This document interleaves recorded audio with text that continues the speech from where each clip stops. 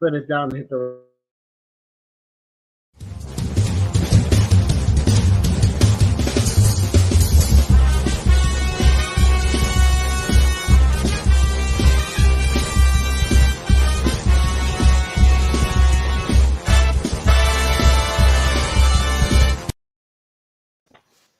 Good evening, Keepers of the Cash. Gary V, the Casual Comics Guy here, and I am joined by Rob Fat Stax Comics, and it is his birthday, so please wish him a happy birthday. Happy birthday, Rob.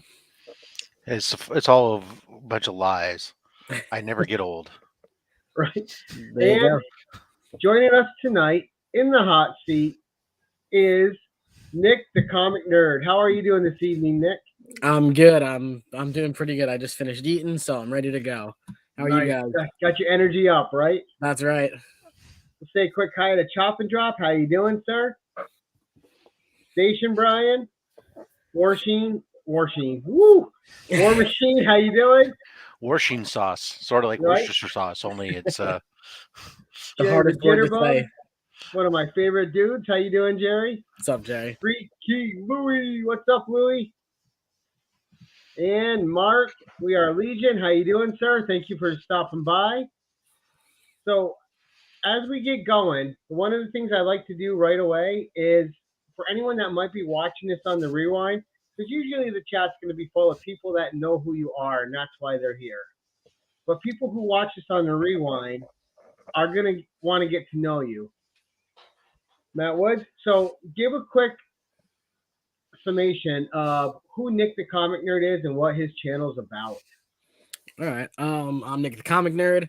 I am more of a current comic book collector. I've been into comics for 4 years again now. It's been a little while, almost 5 years now. It's been a while, but 5 years straight and running. I do shout out shows. I show off my new comic book day collection, and then I like to just post random videos of unboxings or just random stuff. And I like to check out as many channels as I can and jump in on as many as I can. So I'm from New York, Long Island, boo or go, whichever one you want to put that at. I know you're from the north, so but yeah, that's really all I got, man. See, and it was I gotta admit that it was hard for me to invite you on because I'm a Devils fan, and you know Rangers and Devils don't get along. No, not at all. No, hockey is one of those sports, man. Like Rangers, Islanders don't get along. Rangers, Devils don't get along. Anything on the East Coast, like I will say though, I always liked Mike Richter. He was incredible. Yeah, you had to respect Richter. Yeah. But let me ask you, because you just got into this, you said 5 years ago. How did you end up getting in comics and going from just becoming a casual comic reader to, hey, I'm starting a YouTube channel and talking about this? So realistically, what got me back into all of it was like the MCU films, to be honest. I think like I remember seeing Iron Man and then Iron Man 2, and then like Guardians of the Galaxy came out, and I was like, I don't know what this is. And my cousin was like, you want to take me to go see that? So I was like, sure. And we loved it. And then like that's when we kind of learned about going back, and we watched all the movies that led up to that. And then there was a comic shop by his house, which wasn't super close to me. And he brought me a copy of Rocket Raccoon 3, and I was like, oh, this is really, really cool.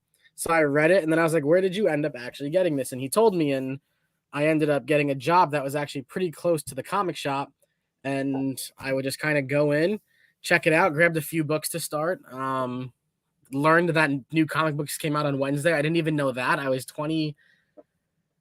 I'm going to be 29 next week, so I was 4 years old. I had no clue what I was doing, to be honest. And I was like going in there every day, and the guy's like, your new books come out like every month. I was like, no, and it all got broken down to me.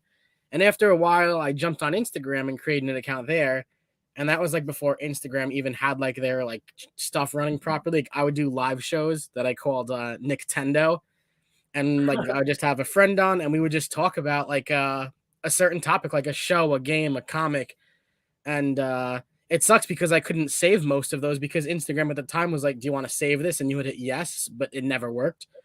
And then eventually you're bad for it. Yeah, it just was not, it was not the, at the time, at least, it was just not the setup for it. So, and then I was like, you know what, let me check out, through checking out people on Instagram, I was like, I'm going to try this YouTube thing and see how it goes. And here I am. So It was quite the journey, but it was worth it to get here. Now, you had a Grail that you got yourself, what, probably a couple months ago now with the Amazing Spider-Man 316. Yeah. Yeah. So when you got into comics, was Venom one of those characters that you gravitated to right away, and you just got? Is that what sucked you in? Was Venom once you actually got into comics? Yep. So what happened was, it's actually really funny. I'll show you. My big ass box of CGC books that came in. When I went, I had just finished watching that Daredevil show on Netflix, which is like the first thing I binged. Thanks so much, Matt. And so the first two books I grabbed were Venom 1 and Daredevil versus the Punisher, which was only a 4-series run at the end. And then that led into, I don't remember who was writing it. It might have been Chip Zdarsky was writing Daredevil at the time. And that continued my thing with Daredevil. I still read Daredevil and I still read Venom. But at the time, it was, these letters are so small. At the time, it was when I literally just got this back. Lee Price was Venom, who I didn't know about. And this was like a 5-issue run. But it was this, and then it led to, at the end of this run, I believe, is when like Eddie Brock comes back in. And then it flip-flops to Flash Thompson throughout from there. And it's crazy to look at. This was 17, and it brought me all the way to today, still reading Venom. At the time, I was like, Venom has his own character and everything in a comic book because I didn't pick up any Spider-Mans. And it's just something that I just kept going. So those two things are things like that kind of grabbed my attention for the time and just ran with it, dude. Nice. Now you all, I mean, obviously you went down the slippery slope of graded books. Yeah. So, you know, in a 5-year period, that's quite the journey to go from never reading to reading and then starting a Slob collection. Yeah. So do you have a Slob preference? Do you only do CBC? Do you do CBCS? Or do you just care about a good book and a good case? Yeah, so at this point, I mean, I only have CGC stuff. The first time I used CGC, I sent 4 books in, and I had no clue what I was doing, and I was messaging Asian Funk, and he was helping me out so much. And I sent them in yourself or through your LCS? That was by myself. Oh, okay. Which was the problem, I think. I only had like 4 books I was interested in doing, and I want to say, I think I said it in my CGC video, the amount of money I spent on those 4 books getting pressed and graded was like the same cost as getting these like 17 books pressed in. Like I did something so wrong and botched it in so many ways. But I only knew of CGC at the time. And then the LCS I started going to, he was like, oh, I do. He's like a certified licensor through CGC. So he's like, I can do your books for you if you want. And I was like, oh, okay. And over time, I collected a handful of books. Uh-oh.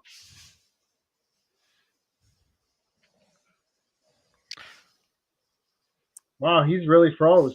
How's your weather, Gary? Well, little brisk down here. Oh, poor Nick. We'll see how long it takes him to get back. Okay. Can you still hear me? Oh, we're back. Okay. I was like, did I just disappear or did everybody disappear? No, you did. But I was checking Rob to make sure I wasn't the one that disappeared. Yeah, so. you had just said your local comic book shop. And then I cut out. So he's like a certified CGC guy. Like he'll send in tons of people's orders at once, which at first I still thought, oh, great, I don't have to do this. And then I learned we sent in like 50 to 60 books all together. And I was like, oh, this kind of sucks because I sent out my books in May and I just got them back 2 weeks ago. So, but CGC is like all I've ever known. I'm not against CBCS or anything like that. I didn't sign up for a membership or anything like that. But so, and honestly, I don't really have a preference. I did watch, I don't remember whose video it was, and they're like, at this point you should buy the books you want at the grade you want. And I was like, oh, it's actually kind of smart. But for me that's like a lot more money, so I'm like, oh well, can't exactly afford that every single time. It might be cheaper to get a decent book at a decent price. And that kind of only works with modern books because you can guarantee a grade better. You can't buy the book you want at the grade you want if you're talking silver, golden age, then you're going to start, that book you want may be a couple $1,000, or you might take a lesser grade and only pay a couple hundred for it. Yeah, It's becomes a big difference. Exactly. it becomes more about the book you can afford versus the grade you want. But Exactly. Yeah. but No, it's 100%. one of those. That's a comment that comes from people who can't stand the wait, right? Which is Right. they'll tell you buy the or the people who are selling wanting you to buy the books because they don't want they don't want to have them Yeah. sit there stagnant. They want to move inventory because I No, mean exactly. they're both running long period of month. If especially if you're having it graded and pressed by CGC, you're talking without expediting stuff. You're talking about over a year before you get your books back now. So, I mean, it's fine if you know that and you just But if you're first time in or you're early in the whole thing, it definitely be concerned because I remember when I sent my first set of books off to CGC. It went through my LCS, and this was years ago now. And I remember thinking, man, after 4 months, I was like, where the hell are these things? And now I wish 4 months was the amount of time I had to wait. Right. Exactly. And I'm at the point now where I think I only have 11 books out right now, but I send them out. I send them out like every couple weeks. I'll send a couple out. That way, I kind of hopefully have something continuously coming back. In like 8 months, you'll have a constant flow, right? Right. But it's tough because I send them out now, and then I forget them, and then I've even forgot that I've owned the book, and then got the book back and go, ooh. You're not tracking your inventory, Gary. I'm ashamed. Exactly. And it stinks when it doesn't come back in the grade you want, But it happens. Yeah. I just got ship notification finally on some books that got there in they're fast tracked, and they got them in April of last year. So wow. Yeah, it's crazy how it's growing, buddy. So did your LCS get you into the graded books, or where did you first see them? Did you see them on YouTube and then you got FOMO, or you just? Yep, exactly. Okay. I saw everything on YouTube, and then I ran through the whole thing in my head of like, oh, should I get every book graded? And then I learned about the pricing, and I was like, this is such a bad idea. So when I sent out my initial 4 books, they were 4 books that I thought like, oh, these books will be for me to keep, and I still have 3 of them. I sold 1 off, but I saw people like pulling out slabs and covering the grades and everything, and I was like, this is awesome. And at the time, dude, everyone was getting 9.8s, and I was like, oh, that's really good. Is that like the perfect score? And somebody was like, yeah, that's kind of the perfect score. I'm like, oh yeah, I don't know what I'm doing. If you get something more than that, it's like hitting the lotto. Yeah, it's insane. It's absolutely insane. I love seeing slabs. I don't care about the covering up. If you have slabs coming back, you know what your grade is. Yeah. So when someone go, oh, I hope they know what's behind that tape. Yeah. You either seen your invoice slip, or you picked it up for your LCS, and the grade was there. No one. Yeah. I don't believe anyone that is acting like they don't know what the grade on a book is. Yeah. Really? Yeah. You see, when I show my slabs, I never pretend I don't know the grade. I always know the grade. I don't pretend if I don't know the grade, I don't know the grade, because there's times I don't look ahead of time and they show up, and then I don't until I reveal it. It's when I reveal it. Really, you don't see it beforehand, like on your sheet with the invoice. The paper that's in there doesn't have grades on there. You'd have to go log into your portal and look. Yeah, you can go log into your portal and take a look. But again, sometimes I do and sometimes I don't. I mean, usually the times I do are more some of my, like when I was sending some Golden Age stuff in there and I was really like not quite sure, I'd have a tendency to look. But there's other times when I have some of my bigger shipments, I don't look because I do want to. I have written down and logged what it is I think it is, and I want to play that. Here's what I thought it was, type of thing. Yeah. All right, you convinced me, Rob. And sometimes, Gary, you might have a big submission and you might have looked, but if you shipped it back to yourself ground after 2 weeks, unless you refresh your memory, you don't really know. Right, Rob. If I can forget I have books out, I guess I cannot know grades. Yeah. Rob, have you ever cracked open a slab or not? Oh yeah, I've cracked open So I've cracked from PGX, CGC, and CBCS slabs. Okay. And PGX super simple, right? It's ding. CGC for all that they want to say how great they are. They just, if you give it a little corner to corner twist, you hear all the glue pop. They come right out, no big deal. CBCS, however, they're new slabs. Damn, I damaged a book trying to get it out. I mean, it is not as easy. Oh, those CBCS. And then of course Halo. From what I hear from my Australian buddies, the Halos are like freaking virtually indestructible. Wow. I do want to get a Halo one at some point just for fun. I want to buy one. So you also, we all have our groups that we hang out with. I have my usual suspects. Everyone, Fifth Lordly has the Spine Ticks. You got all these groups. Who are your usual suspects on YouTube? I mean, for a while it was the Lamer Frame Gang. Rod over at Just a Rican had me in there for a while. I'm still in part of his group chats, and I was on there Tuesday. I got to help them out. Try to hang out with Roscoe and Chris on Cardboard Crazies whenever I can. Been hanging out a lot with Brian over at Brian LCS, which is great, which is cool because me and him are local. We use the same LCS we learned.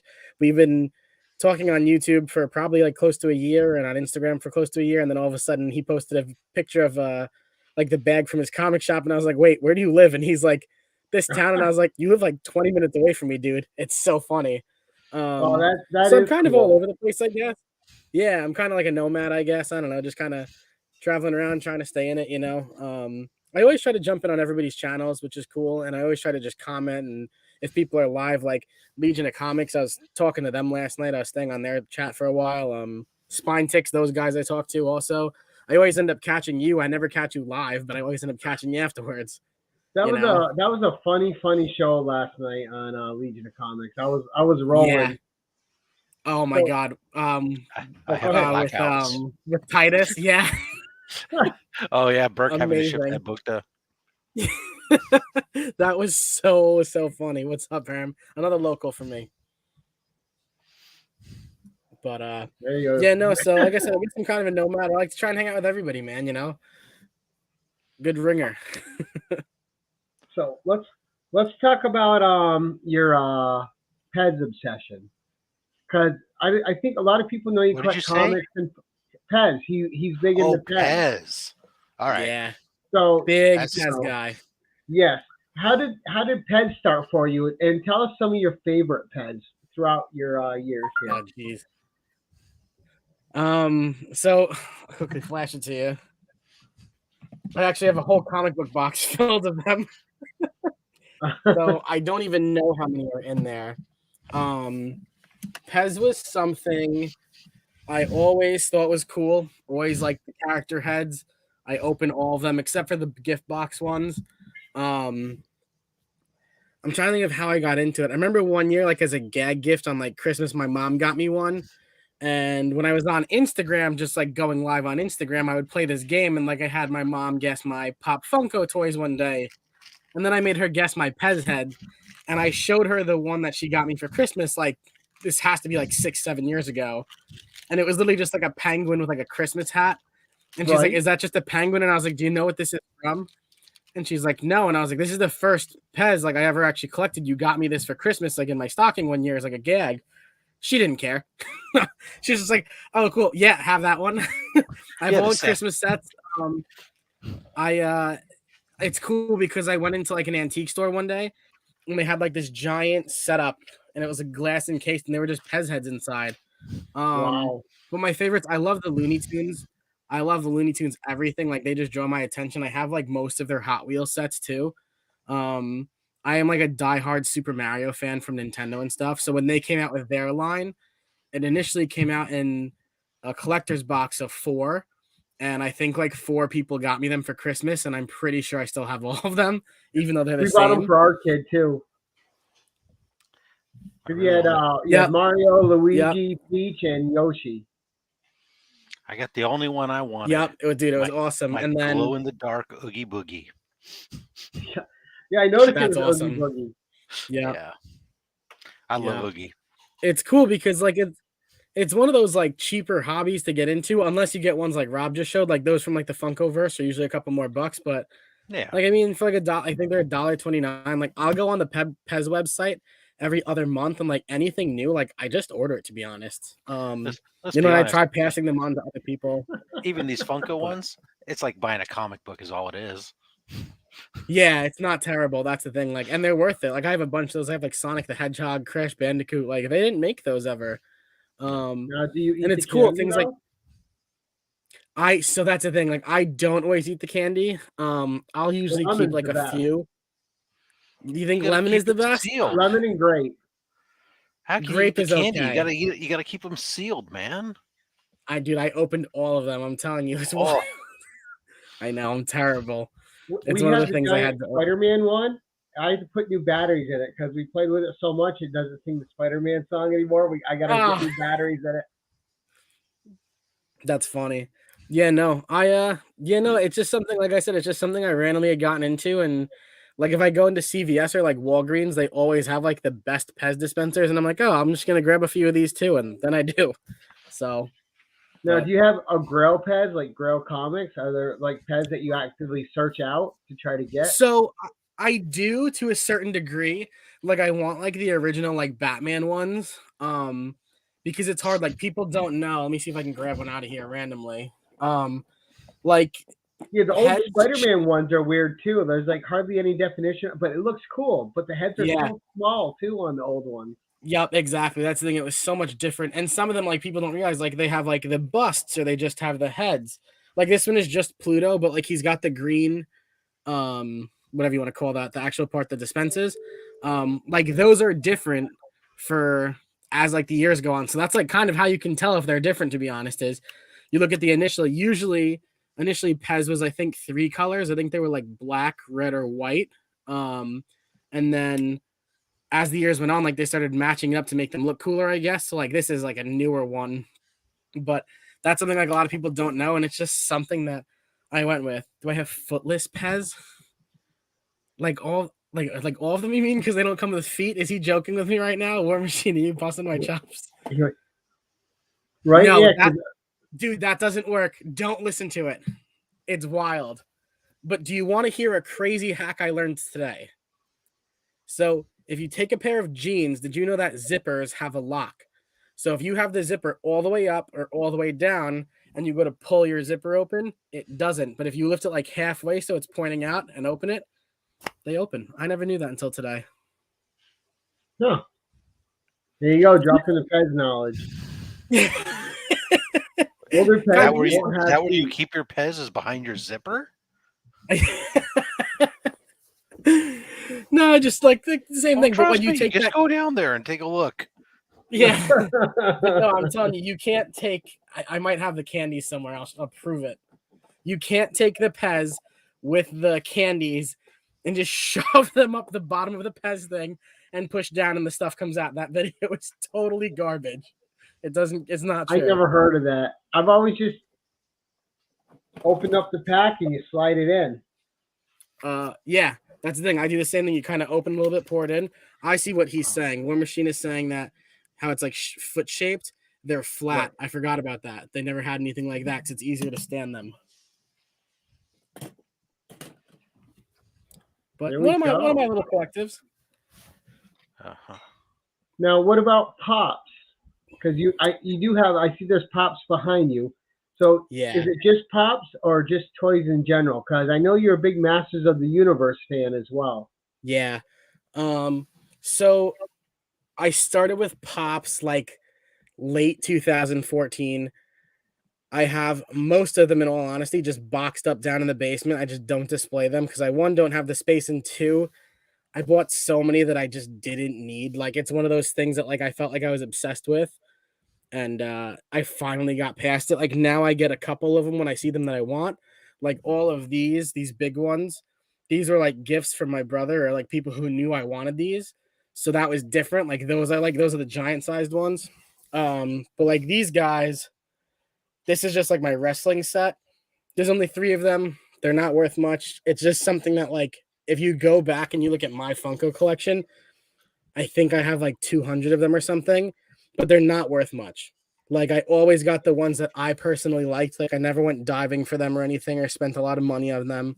They were just ones at the time that I liked. So lately though, I've gotten into more toys and stuff. So I have a whole bunch of those in the basement too, because I just don't have the display section for it. But now that I got my CGC books, I'm putting up some shelving and I like have toys that line to my CGC books. So it'll look nice when it's done, I think, at least in my head.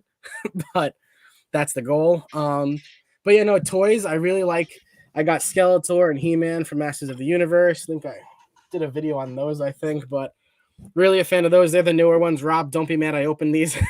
But I do tend to open a lot of those. And I'm into like it's hard because like I'm into the newer stuff. Like I don't have anything from like when I was a kid. It's all just the new stuff for me. So You should you know, it's always not like do anything you special or and worth what you want. You shouldn't worry about what other people think. No, exactly. Which is great because like, you know, If the they want, girl if I'm they want talking you, to. if I was so important and I wanted you to keep that in the package, then I should buy it for you. But since you bought it for you, you do what Fair. you want. Fair. But you know, a lot of it is just kind of like it's all mixed up, my toys and everything. You know, they're kind of all over the place. Like I have some of it displayed, but not all of it. And it's funny because like it's so scattered. Like I'll have like a DC toy next to a Power Ranger next to a Marvel toy, and the girl I'm talking to, we were FaceTiming, and she's like, "What is that?" And I was like, "Oh, this is my Icarus toy." She's like, "What is that for?" I was like, "I don't know. It's just awesome. Like, did you see Eternal?" She's like, "No," and I was like, "Well, you don't get it then." I don't know, but I'm big on the like figure. I really like the Turtles. I don't know why people banged on it. I loved it. I loved it. This is Gemma gonna sound Chan crazy. was awesome. She was like the heart of the movie. And Gilgamesh, he was great. Dude, I don't know. I don't know. I just love that movie. Me too. And it had such an epic feel to it. And the design of the sets and the costumes was incredible. I don't know. So you said you got in through movies. What were your favorite MCU movies that you watched that sucked you into the comics? So, like I said, it kind of started with Guardians of the Galaxy, and then Guardians of the Galaxy 2 was a couple of years later. Even to this day, I won't defend the Thor movies. I liked Ragnarok, not my favorite, but I loved Iron Man 2, dude. And I loved Iron Man 3. My big thing with those movies was like I loved the development of Robert Downey Jr. and Gwyneth Paltrow together. And I remember in the middle of Iron Man 2, I said to my brother, I'm like, these two are gonna end up together one day. And you know, as time went on, like you saw their story develop. The Winter Soldier is one of my favorite characters, and I think Captain America 2 is one of the best movies I'll ever watch. I have a friend, a lifelong friend, and then we have this friend who's a girl, and we torture her because every time we get together, we're like, are you guys going to watch something? And they're like, yeah. And then me and him look at each other and give each other the nod. And we're like, all right, Winter Soldier, here we go. And we've watched it like 13 times. It's just like our joke with her. I love Icarus, dude. And it's funny because so many people didn't even really know who the Winter Soldier was, but he killed it in that part. You know, he just did a great job bringing that character to life. Yeah, and just like Natasha with the Black Widow, because Black Widow, all of us in comics always knew. No one in the real world knew who Black Widow was, and she just did a great job, especially in Iron Man 2. Just every scene she was in, she stole. They still don't know who she is. All they just know is that, like, wow. Yeah. Yep, exactly. Here we go. Freaky Louie's got it. Yeah. Yeah. And Iron Man 2 and in Captain America 2. Can I get one of those? It was a great line. Oh, my Lanta. Does that come in red? So now you've been reading for 5 years. What are some of your favorite storylines that have kept you in it? So like I said, I still read the Daredevil runs and the Venom runs. I really like Donny Cates' Venom. I'm not so much a fan of the new one, but I keep faith in it. Like I'll still keep buying it until like it really burns out on me, which I don't think it will. When I first got into comics, my first big run, actually, dude, it's so funny that this comes full circle. My first true Marvel run was Secret Empire, and I just liked it so much I went and got it graded because I was like, why not? This is for me. And that's a fantastic cover. dude, all of these covers just always got me. I was gonna send in Secret Empire 1, but I was like, it doesn't make sense. If I go with 0, it's the first one. It means more to me. So that was my first big Marvel run. And then my first ever big DC run was actually Dark Knight's Metal. And Scott Snyder, who wrote it, he's a local at my LCS. So when like the 5th issue, the final issue of that first run came out, my LCS, I was buying it. They're like, oh, he's signing books here tonight. And I was like, who? And they're like, Scott Snyder. And of course, I'm a dope and didn't know better. I was like, who's that? And they're like, the writer. And I was like, oh, okay. Like, I'll be right back. I'm going to go get my other books too. So, which made it awesome. So those were 2 stories that I really liked. I loved King in Black. I know a lot of people hated it, but I ended up liking Dark Knight's Metal. I didn't love Death Metal. I'm trying to think of what else I read with Marvel. I read Empire. I liked Empire a lot after Secret Empire. That more recent run. I liked it. I know. I liked it too. And I know a lot of people hated it. I really enjoyed it. Yeah, that's one of those things where like it's hard because with me, I've learned that with Marvel, when they do their big runs, their first issues are like bigger than their final issues. If you're asking me, like even King in Black, like I thought King in Black 1 was so sick and so dark and so much at once. And then the final was like, not my thing really. But it was the same thing with like the Metal story. It's like it's so much at once to start and they lock you in. And then it kind of like steps down, which is okay. Like it still catches my interest and keeps me reading. But well, I just like the introduction of Carol Danvers' space sister she never knew she had. Yeah. Lori L, she's great, man. I love that character. I want to see more of that character in the MCU. Yeah. Just a great dynamic. Now, are there any new characters that they've created that you really latched onto? Like, oh, I got to start going and getting all their stuff? Because you had like the new Yara Flor, which came out, and I've been collecting her stuff. I think she's a great character. But has there besides the old classics like Spider-Man and Venom and Daredevil and Batman, who everybody knows, have any of the new ones stuck with you that have come out? So it's hard because when I read DC Future State, I read through like most of those stories. Yara was the big one that caught my attention. I could not get into the new Superman. I could not get into the new Batman. It just wasn't my thing. But I also knew at the time, like I already liked Joelle Jones. So like that kind of kept my faith in Yara Flor.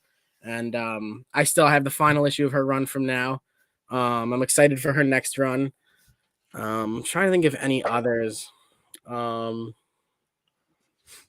Nothing that I'm trying to think of anything. Oh, Shang-Chi. Shang-Chi is one that I didn't know anything about. Saw the movie, loved it. And then I saw his Shang-Chi versus the Marvel Universe had come out, and I'm still reading that to this day. I think he is a wicked, awesome character. I'm loving the story right now. So those are probably my top 2 from DC and from Marvel. And, I know Yara is done for right now, but Shang-Chi is going to continue. And I can't wait to see more of him in the movies too, because those are 2 people that I both really liked. I also enjoyed that movie quite a bit. Yeah, that was really cool. My brother was like, what is this? And I was like, basically, it's like Detective Pikachu meets Mortal Kombat meets Avatar.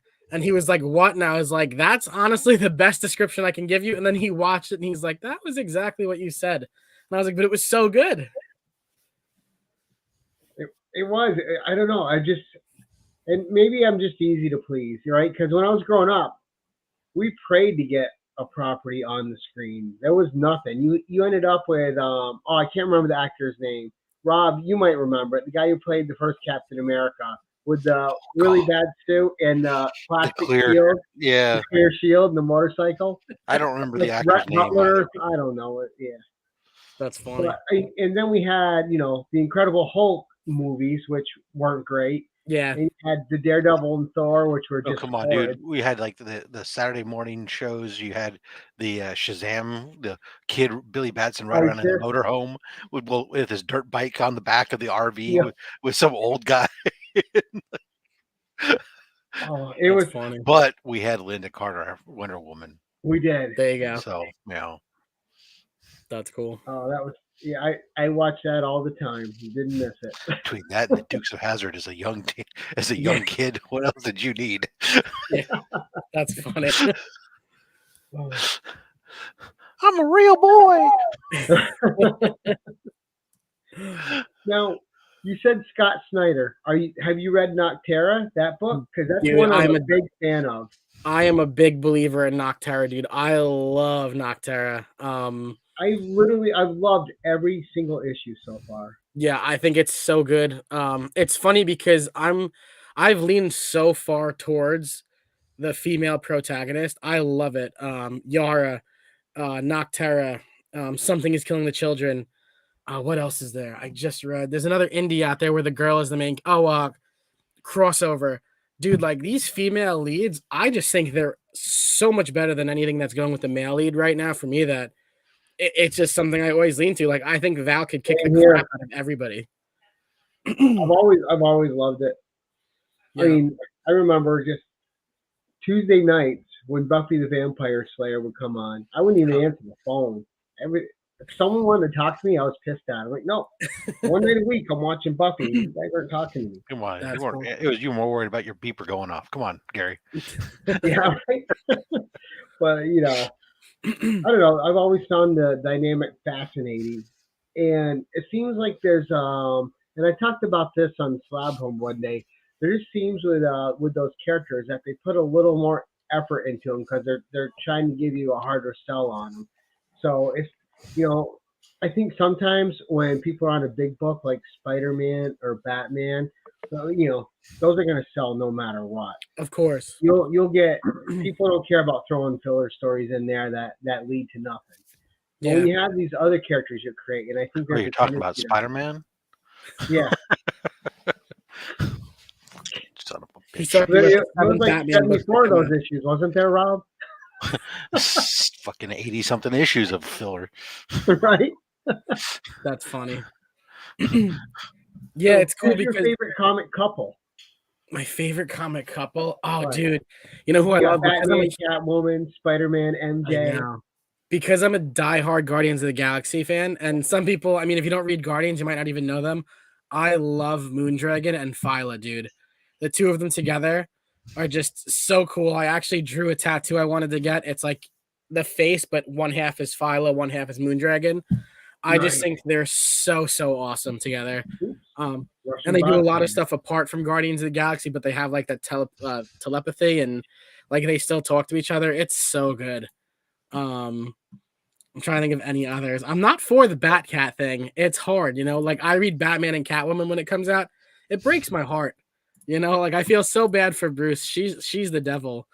But but you have to love her. You can't not.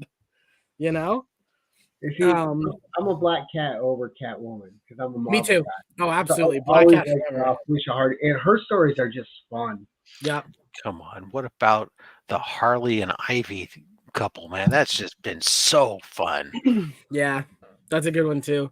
I saw they had their book, but since I don't read DC, I haven't read it. But I've heard it's amazing. Oh, yeah, depends upon which. Obviously, the Eat Bang Kill tour. That's the one that's just so fun, and it takes directly off of the HBO show. The current Harley Quinn standalone book, it's a very difficult read. I don't care for the story. I stopped reading it because the freaking interior art is just too distracting. I wanted to pick up Batgirls, and because they're all great characters, and I opened the book, and I'm like, this art does no respect to any of these characters. It's tough. I couldn't buy it. I'm like, why would you take these great characters and put this shitty juvenile? It is very tough because I love Cassandra Cain. I've said it once. I will fight anybody over and over again. She is the best Batgirl. Now, Barbara Gordon's the best Oracle. Don't get me wrong, and she's great in her own right. But when it comes to freaking being, who could replace? And anybody in the Bat family could replace Batman. Cassandra Cain is hands down the most Bat-like of Batman. But her interplay with Steph Brown has been great throughout the various Bat titles since they returned her back to the land of the living. But yeah, it's a difficult read. That Batgirls simply because of the art. Yeah. Yeah, I'm liking the story a lot. I'm liking the development, but like you said, the artwork just kind of kills it. But my Yes. other favorite couple right now is Dick Grayson and Oracle and Barbara Gordon. I Yeah. think they're great. I know everybody loved that cover they just did, It's but always been a great couple when they've been there together, yeah, because a lot of shared and stuff going on with them, and it's sad that when they spread them apart and stuff, but yeah, you're right. It's been the fun dynamic there, like when you're just going with it.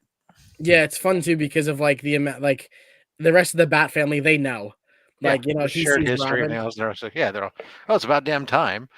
Why do you guys play this game? And why would they do that? They're surrounded by the world's greatest detectives. Like they're not gonna find out. Yeah, What? exactly. Everybody knows. It makes it so funny. It makes it such a better read too.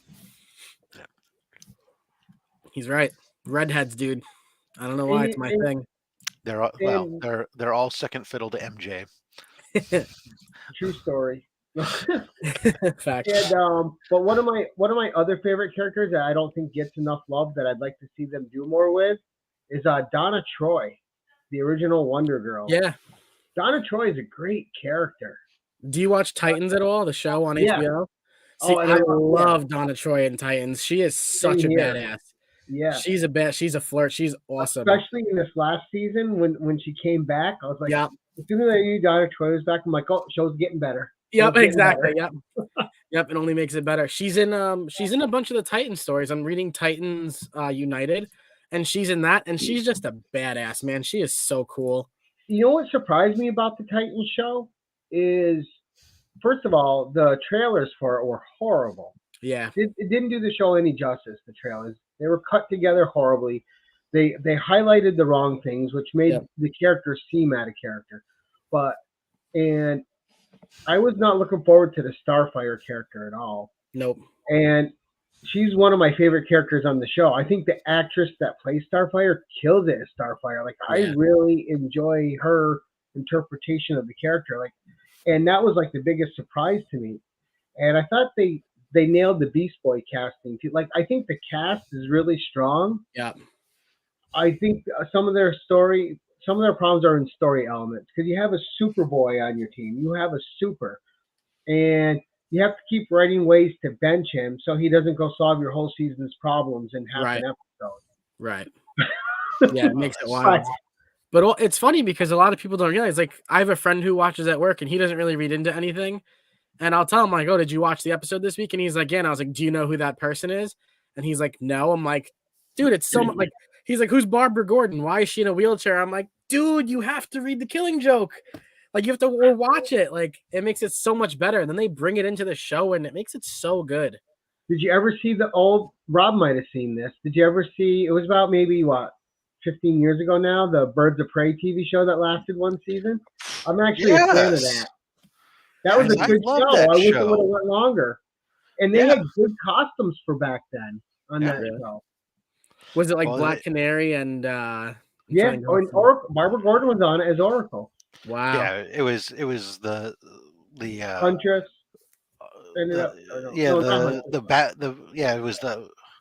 The Huntress was the Batman Catwoman offspring. Yes. And then Harley Quinn was the big bad for the show. This was like 15 years ago, you're saying? This was on the WB. Oh, okay. All right. They referenced it in it was one of the cameos that appeared in the what show was that recently did? Oh, it was the Infinite Crisis. Oh, the crossover, right? Where they when they were going to all the different Earths that were being destroyed. One of them, they had that cast back there. Then that's really cool. So it was one of the yeah, I remember they had the guy from Smallville back on there again. That was really neat. Yeah. And I think if that show would have came out in the last 10 years, it would have kept going. Yeah. It was a victim of the time it came out. I mean, Yeah, it wasn't. Well, It wasn't and the the level budget of the these shows WB now. gave it, but Right. I was just gonna say it wasn't the level of the shows they are now, but for what it was really good. let's be honest. Rose tinted glasses make the history always seem better than it really They was. do. Nostalgia clears up many gaffes and holes in plots until So you go back and watch it again. you seem to have some pretty definitive opinions on comics and what you like and what you don't like. And this is a part of the show where I'm going to throw it over to Rob for his question so we can get your take on it. Okay. So, Rob, if you would, sir. Sure. Why not? So, Marvel, DC, they're sitting back here. They're watching all this. They're hearing what you have to say. They think, hey, this kid might be squared away. He's got his finger on the pulse of what's going on. Young, he's hip. Maybe he could help us out. But you don't have time. You still got to do your normal life, everything else. So you can't do everything. You got to pick one character or team from either Marvel or DC. Who are you going to reach out and give that lifeline to try to help out? And what do you think that you would try to do with that character or introduce to that character to make them better? Okay. This is really hard. I'm going to scroll through the CLZ app right now and see if I can find something I can think of off the top of my head. Because there's stuff like, I mean, there are things like I typically don't drop anything. Like, it's just me. I wish I did. But going through, I mean, like, there are things like you just have to put down. Like I'm still reading Justice League, and I don't know why. Like, it got they're going to die soon, apparently, right? Yeah, exactly. Yeah. So that's the thing. Like, oh, okay. Issue 71 just came out. Like, only 4 more to go to see what's going to happen. It'll reboot with a new #1. That'll what'll happen. Exactly. Yeah, exactly. And they're not going to listen to me. So I've seen that trick before. Unfortunately, that's the way the tides turn. That's right. Oh man. I'm trying to think of something I grabbed and then stopped. I'm almost at the end of my list. I didn't love that. I'm going to lean towards that right now. Man, this is hard. What did I grab that I didn't love? No. Or do you used to love and isn't grabbed anymore? Yeah, that's the thing. I'm looking for something that isn't there that I wish was. You stumped them, Rob. Yeah, I'm almost there. I almost got it one. Could be a character. It doesn't even have to be the main title, right? It could be a character within a book where you go, this character needs so much more than what he's getting or she's getting. Or yeah. Oh, dude. You know what I want? And it makes it so much easier because it even relates to the show.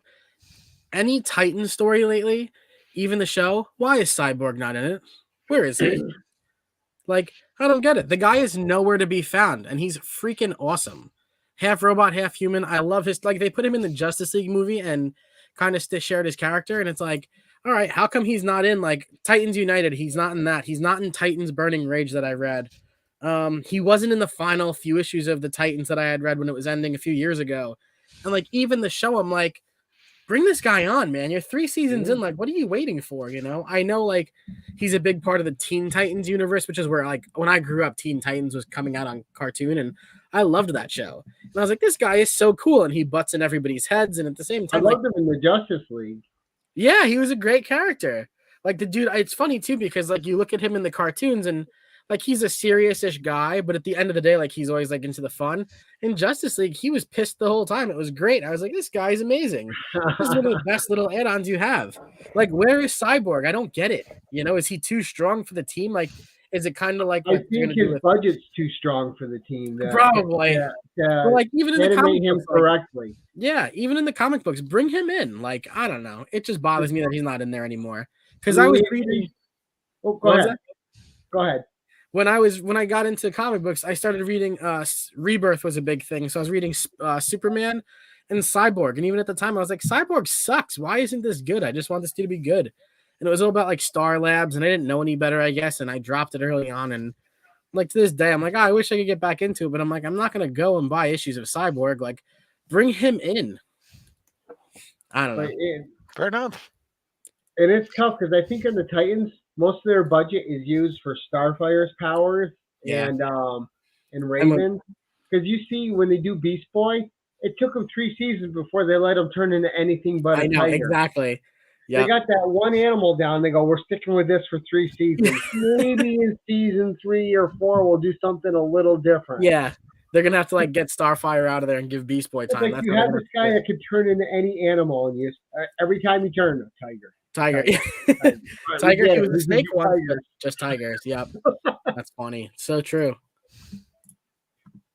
But I think that's the only thing that's holding them back is the budget it would take It makes sense. to make him look realistic on a show like that. Yeah. Yeah. No. Now, what'd you think of the Scarecrow in the season? Oh, and so, dude, like, I didn't. Vincent Kartheiser, who I guess was a big pain on the show, and he's not invited back. But Oh, I didn't know that. Yeah, his character was cool. It was strange how laid back he was.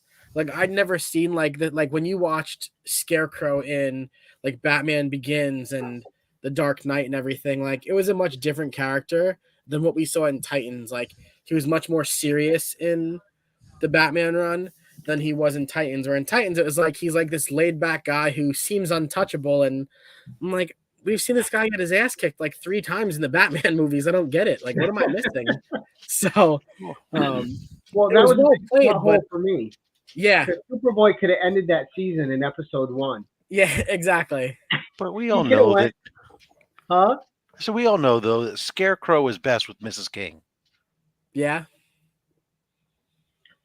You don't Fair. do that reference, Gary. Sorry. No, All right. you were fine, Rob. I'm I was old. being quiet to let you talk. I make old references. I'm sorry. No, just because I'm not well versed in DC, so I was trying to think about who. It has Mrs. nothing to King do with was. DC. There was a show back in the Oh, 80s. the Scarecrow and Mrs. King. Yeah. Oh, dude, I watched that show with my mom when I was young. I love that show. I'm like, oh, Gary, I thought if anybody you were going to get the reference, man. You I were thought old you enough said to know it Kane. with me. That's why I misheard you. Okay. that's funny. No, Bruce Boxleitner and Yeah. I'll sit here and look pretty again. Kate Jackson. Definitely funny. Oh no.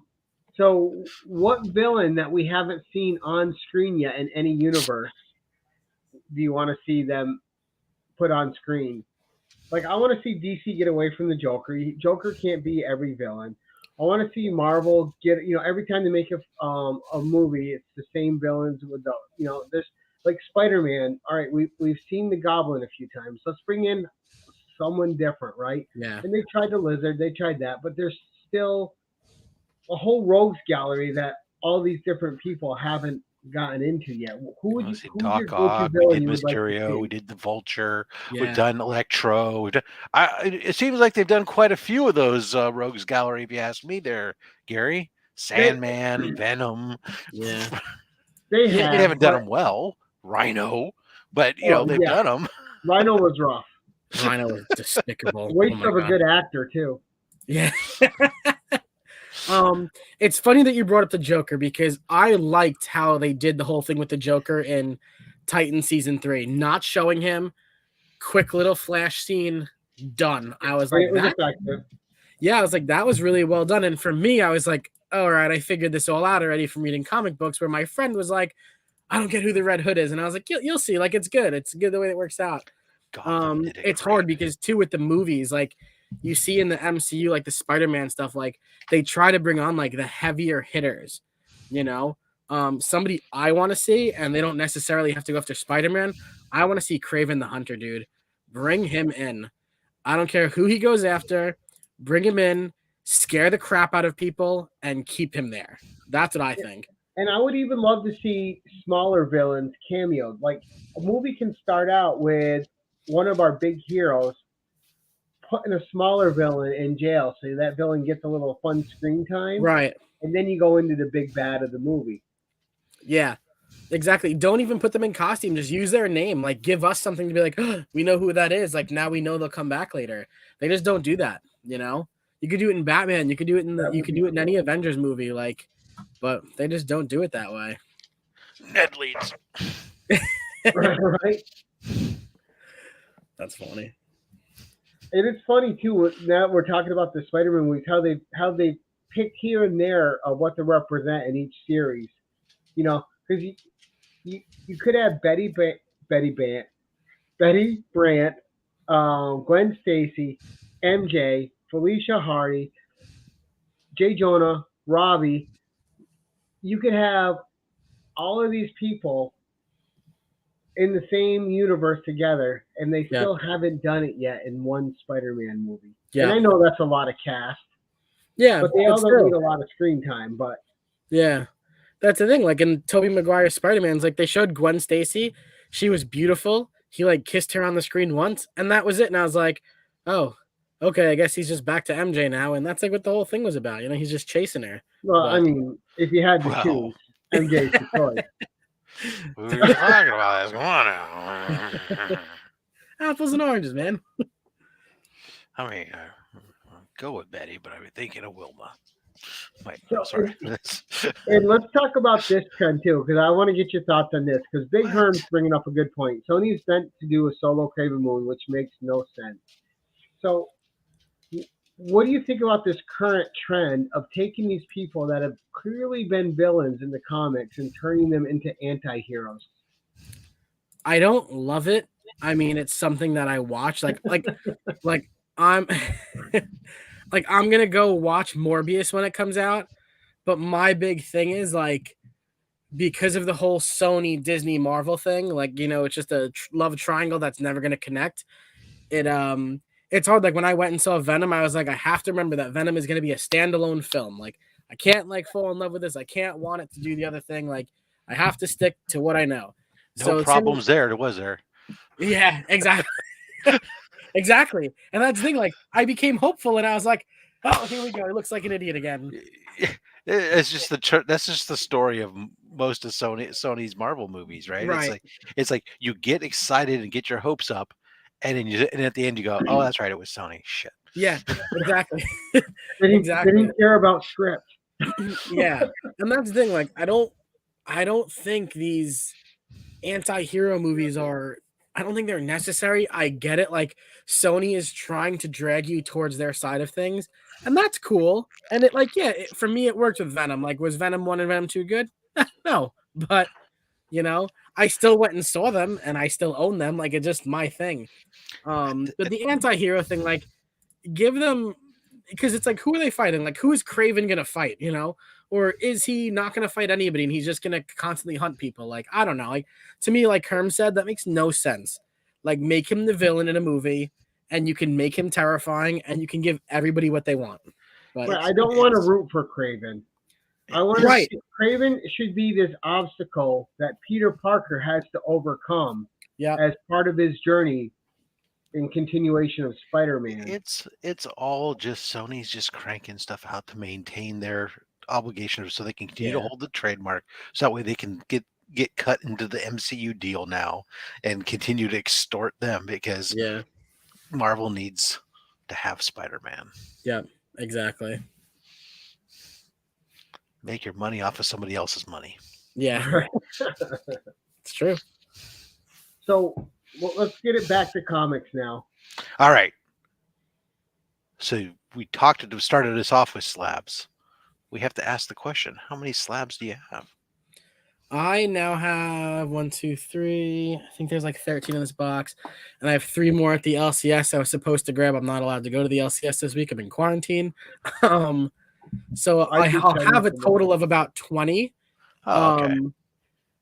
I'm not truly a seller. Like the first one I sold, I did well with, and I just knew there was no reason for me to have it. So a handful of these are going to go for sale. I don't know where I'm going to put them or anything like that. In a slab box. Yeah. On a wall. Yeah. Well, that's the thing. So that's the point of the shelving I'm going to do is going to show a whole bunch of them because I did a bunch of them for me. So I would say that's the reason the slab. Yeah, exactly. That's the thing. Like I look at it and I was like, oh yeah, like even covers. Like I would love to slab a few of the covers I have, and then I tell myself it's not worth it. But kind of like Rob was mentioning earlier, like if it's for me, like do it. You know, like I have like 3 Nocterra ones in different covers, and I'm like, I want to get all of those slabbed, and I think I'm to the point where I'm gonna at this rate. It doesn't make sense not to. 3 different ones at the signing. That was right because you had the Snyder and I can't And remember. I've Tony got a Daniel. couple books here that Yeah. are only worth cover price that I slab just because Yeah. I like the art. Yeah, And my only rationale is I just want to preserve the art on it. I don't want anything to happen. I enjoy the art. That's the only justification I need. Yeah. I Like earn the that- money that's paying for it. So Yeah. Like this does like to me, like I'm just a Star-Lord guy, dude. Like I have the guy tattooed on my leg.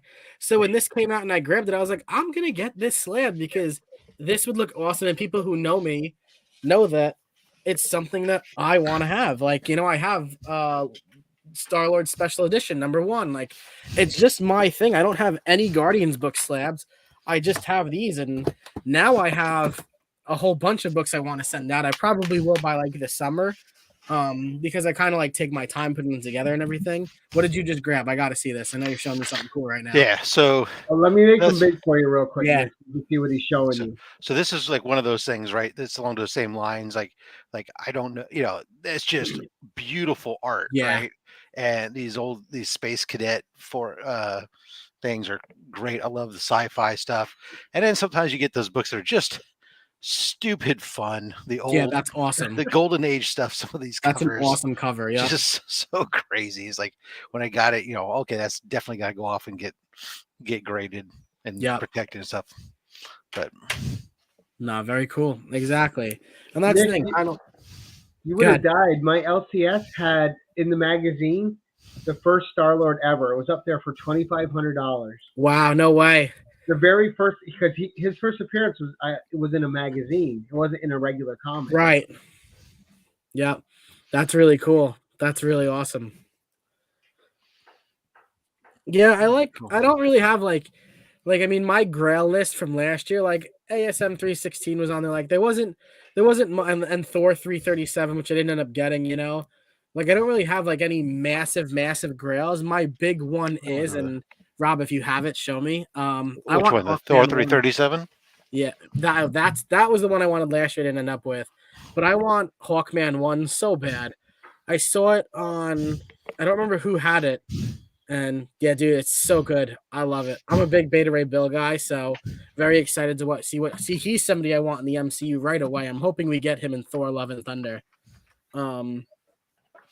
But yeah, Hawkman 1. I ended up getting into Hawkman in comics only. I didn't know anything else about him, and it was like a 29 issue run, and I loved it.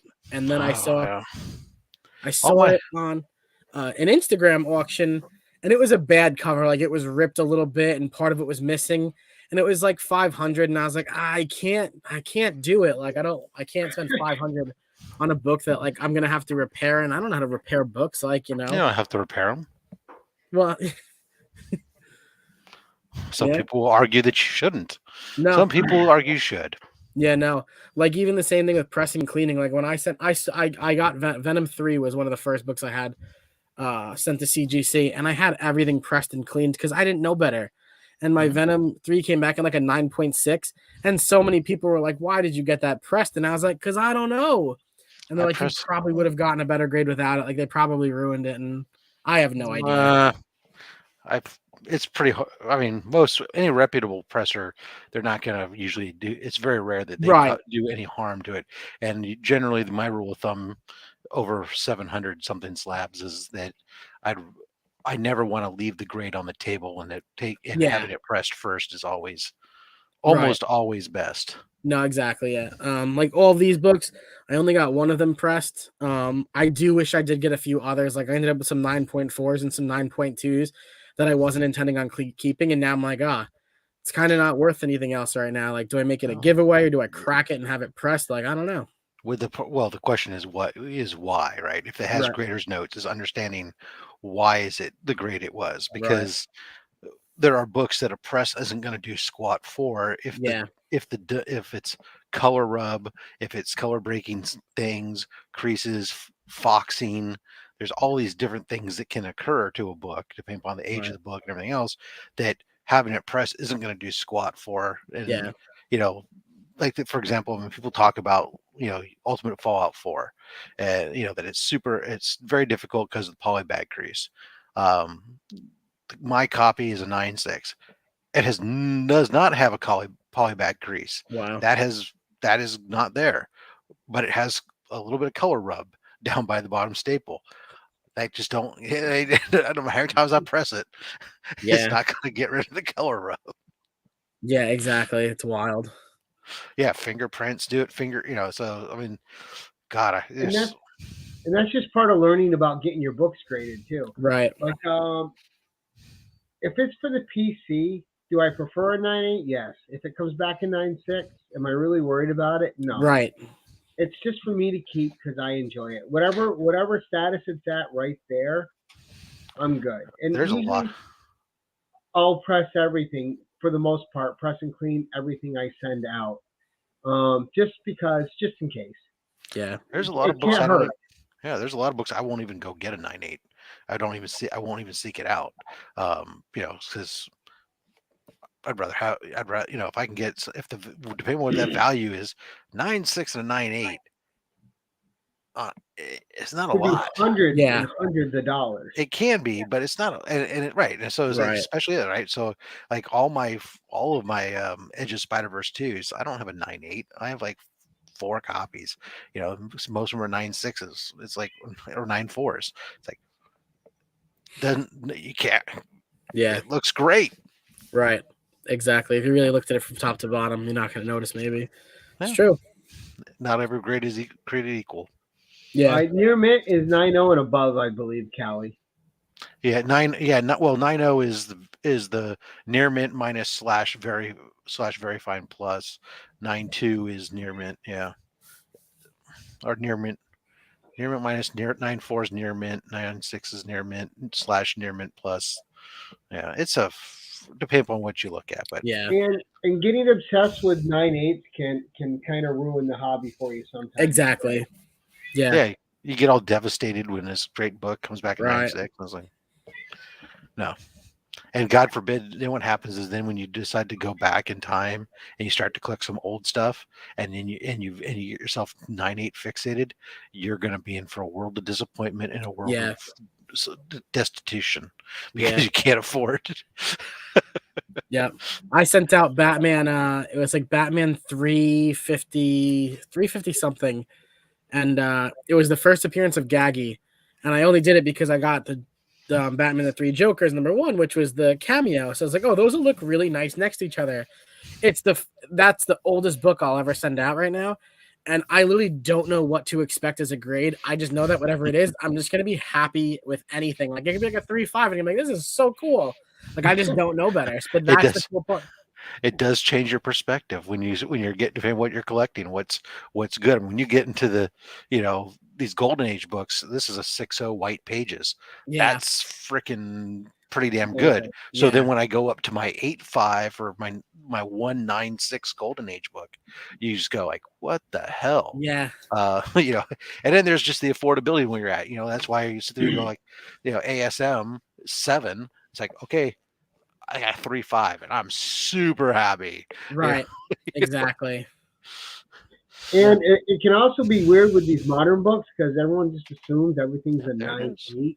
Yeah. But with especially with the Marvel and DC regular books, the ink runs on those really easy. They come out all wavy because their covers are made cheaper than But you can go to the independent company and get a same price book, and they have the nice hard cardstock cover, and it's really nice. So some of those books, you could just pick it up off the shelf and leave a thumbprint on it if it's not right. Right. All right, so let me see. I want to see if I had anything else that I wanted to. So with Venom, is Eddie Brock your favorite Venom? Oh yeah. Or are you into Dylan now? No, I'm 100% still with Eddie Brock.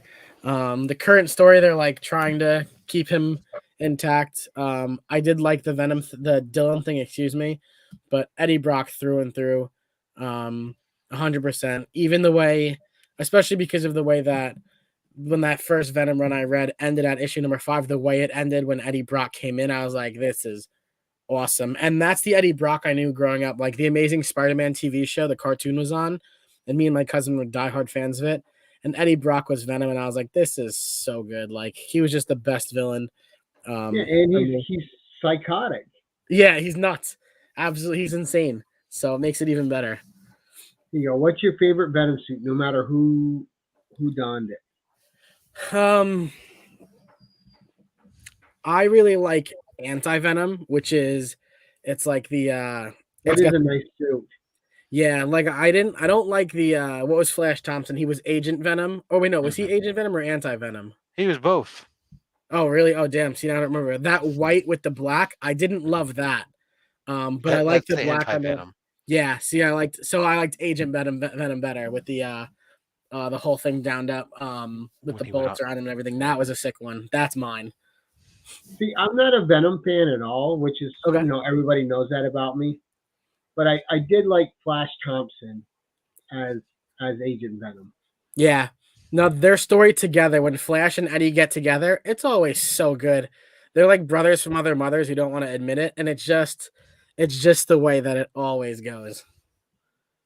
And that's another good thing with the storytelling. Just like you got little characters like that in the Marvel universe, like Flash Thompson, just who went from a two-dimensional bully to a fully fleshed out character with growth and a story arc. And Right. He was a veteran. I mean, yeah, just like, yeah. Yeah, he had the background and everything, he had the history and like all added up, but it's like you still always end up with Eddie and it's crazy. Then he went off with the Guardians of the Galaxy. Flash is the hero Venom deserved. Yeah. Well said. Yeah. It's fair. Oh goodness. All right, so what's your we're gonna start wrapping this up in a second. We've gone an hour and 10, 11 minutes. Sure. But what's your top 5 reads right now when you're going to your LCS monthly to pull your books? All right. Nocterra. Scroll through here. Nightwing. Damn you, Justin, over at No Good Comics. He told me to get into Nightwing at like issue, whatever it was, like 73 or something. He's like, you should read this. And I was like, okay. And then I never stopped. And I was like, you suck. As someone who's been reading Nightwing for multiple volumes now, I'm so glad to finally see him get his title getting some serious love. Nah, they're doing awesome stuff with him. Didn't really deserve it on some of the best. Yeah, those two. I always like the simplicity of his costume too. Yeah, exactly. The blue on black is so good, but just I think he has great hair. I'm a big hair guy. He has great hair. Kanto, love Kanto, dude. Damn you, Roderican, for getting me into Kanto. Still flipping through. I'm big on the power. Right? When you're in this hobby, all your buddies cost you money. Exactly. It's so true. It's so true. It's the way it goes. Let's see. I'm really big on the Power Ranger stuff right now. They're doing this thing. It's called the Altarian War. And it's basically like Zordon is like out there fighting with them because I grew up on Power Rangers. So that to me is just one of my favorite things ever. Like people used to ask, like when you're in like elementary school, like, oh, what do you want to be when you grow up? I'd be like, I want to be the Red Ranger. And my teacher would be like, all right, maybe like you'll be a teacher. And I was like, nah, I want to be the Red Ranger. And my friends would just shake their heads at me. And to this day, it's still a running joke. But yes, like they divided Power Rangers into 2 stories. I'm liking both of those. See what's in this week's pile. I still love Detective Comics. It's a little wild to say because it can go so many different ways, but I just love it. But it's funny because like before when I started collecting, dude, I didn't know anything about indies, you know, and now I'm like mostly heavy on the indie stuff, which is great. You know, people ask me at work, they'll be like, can you give me something that isn't superhero related? And I'm like, hell yeah, I can give you something that isn't superhero related. And it makes it so much better for them to read. In there,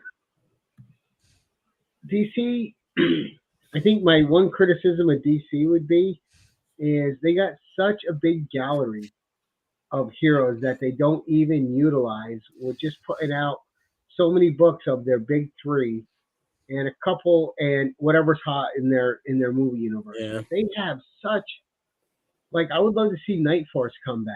Like a good, you know, just weird stuff like that. Like embrace the weird again. I mean, when's the last time something really good happened with Etrigan the Demon or Deadman? Or, you know, I know there's Justice League Dark, but those are characters that should have at least their own miniseries. Injustice, they did good, but that's not the main. Yeah. Yeah, no, I love Zatanna and Constantine. Those are such good stories. What's his name? Etrigan, so good. but you only get them at the end of certain stories for like 4 pages, and then it's like, oh, well, that sucks. It's a very simple reason. Warner Brothers called and said, "You're not buying the books." Yeah, it's fair. Yeah, well, that's the thing, because DC tried doing too much when they dropped Justice League with Scott Snyder starting it. There was that, then there was Justice League Odyssey and Justice League Dark, and it was like people didn't want to run off in so many different ways. Put your hands down, Gary. Don't cheer that. Don't cheer that. Oh, did I do that? So it's hard because, like, even Batman right now, like, you know, everyone jokes, you know, we're being force-fed Batman right now. Like, I don't read the main Batman line, but I read a bunch of the spin-offs, and I'm just like, it's so much each week, you know? It's a lot. There's a lot of characters there. Yeah. Which I is was why picking on you, Nick, but my Devils lost tonight too. Okay. I had some players going against them in fantasy. Go ahead, Rob. You were saying something? Oh, I was saying that when I what is it, like, I've always thought some of the best stuff with Detective Comics was, sorry, my dog is telling me she's hungry and she's going to town on my hand.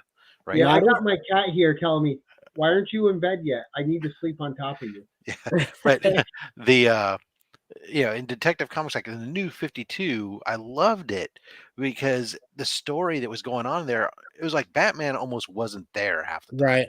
It was like the book that went and focused on all the other characters, which is now what we're being kind of led to believe is going to happen for a little bit here. Yeah. With Detective Comics again, is it's going to be like the book that focuses on all the other characters in the Batverse and not necessarily Batman, which is great because there's so many, you know, with all the Batgirls running around and all the Robins are running around, and you got Huntress and you got all these. It's like, hey, let's do that. And, oh my God, maybe we'll do something with the Signal while we're at it. Oh my God, let's not forget him. Yeah.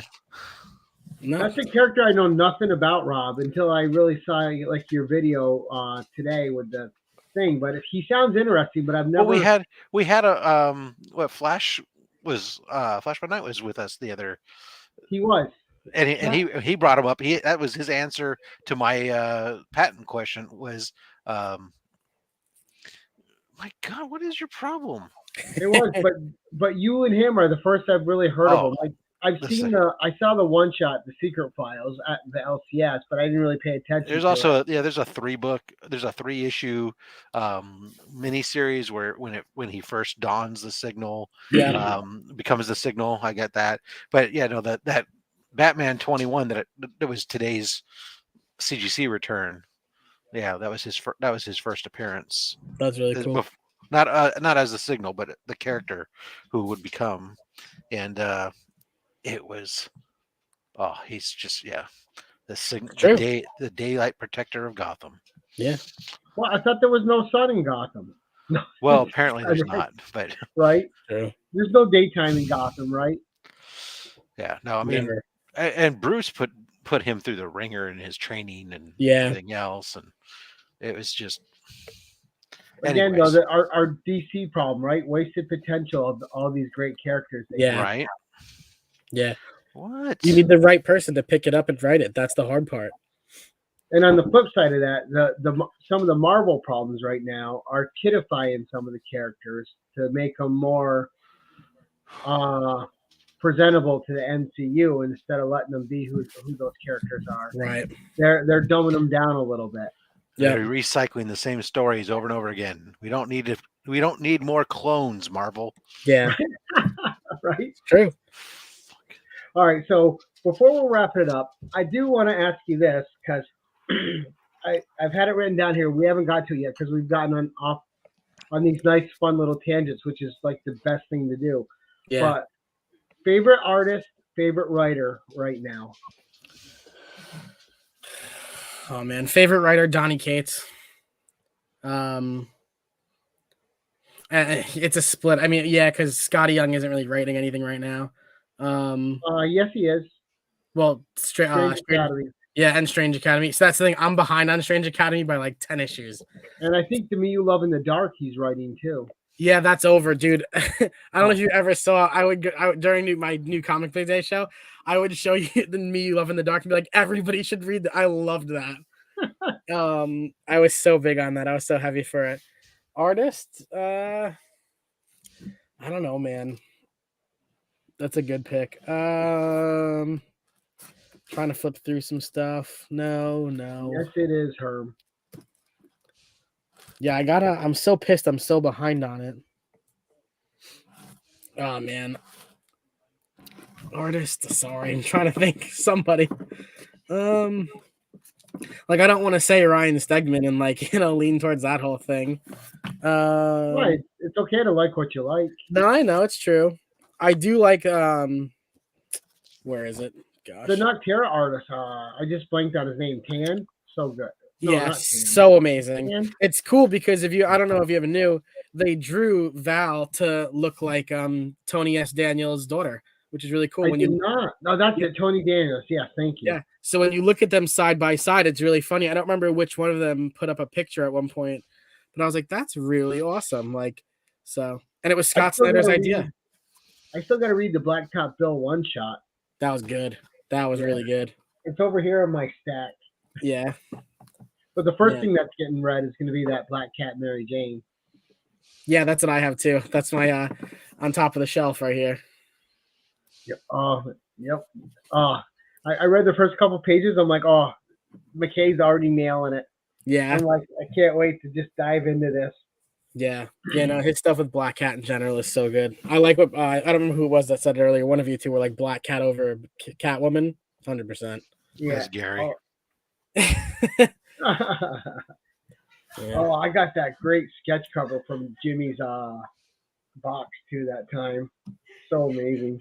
Very cool. But Rob, did you have any other questions for this evening? How am I still awake? I don't know, but no, I don't. The dogs are calling. Yeah. I've been. He's not even on real time and he's tired. Yeah. I wake up, but I wake up at 4 a.m. my time. Mm-hmm. Me too. Well, between 4 and 4:30. There you go. Sometimes that snooze button's really my friend. Yeah. I think today I and then I was in a rush. It was cold. I had to move both cars. I'm like, oh. Yeah. Oh no, Nick. Anything that you want to say? Any shout outs you want to do before you sign off? Before we sign off tonight, sir? Man, check out all these great channels that were hanging in the chat. Check out these two guys. We have the best community. It's amazing. Like when you check out everybody's stuff and everybody's videos are different, and that's kind of the cool thing is that like even though we all post different stuff, at the end of the day we all come to the same place, and I think that's the best part about it, man. I love to do it, love to be a part of it, and I keep saying it lately, it's insane that the pandemic brought so many of us together, but wouldn't want it any other way. Yeah, I mean, it literally, I think, was responsible for creating the comic community. Yeah, absolutely. It's wild. No, it was great. I want to thank you for coming on the show. It was great talking to you and getting to know you a little better. Super amount of fun. I was definitely wanting to hear about the Pez from you. Yeah. But that video is coming soon. Be prepared. So, Rob, are there any Pez dispenser comic book covers? Oh, I don't know. I'm gonna have to Google that now. I know. The Funko covers, but if they had Pez ones, that'd be fun to collect. Yeah. That'd be interesting to see somebody make that be their thing. Some cover artist for a while, just make all the variant covers with always being like his dispensers. Well, if John Tyler Christopher hears you say that, he'll just make it his other thing. He's already got the action figure variant, the negative space. That would just be his next one. Yeah. He's like, ooh, another Mark at the corner. That's funny. Rob, thank you. Oh, go ahead, Nick. No, go ahead. Oh, what's coming up on your channel, Rob? Oh, well, Saturday, it's Slab Hub. So the great show. Paul from Sector 2815 will be on for his third appearance to show off, go deeper into his collection. He was gracious. He's got great slabs. He's got great slabs, and he's gracious enough to come up and heed my bat signal on short notice when Man Cave had to reschedule his appearance. But so yeah, we got Slab Hub coming up, and then Monday mail call is sitting very deep, and I got my birthday book, my birthday books coming will be presented there that my wife Ooh. told me to buy myself, as well as somebody had set me down a path that I'm going to flex all over them now. Very cool. Well, don't flex too hard. You're a man of years now. You might fall in love. Exactly right. Get a hernia.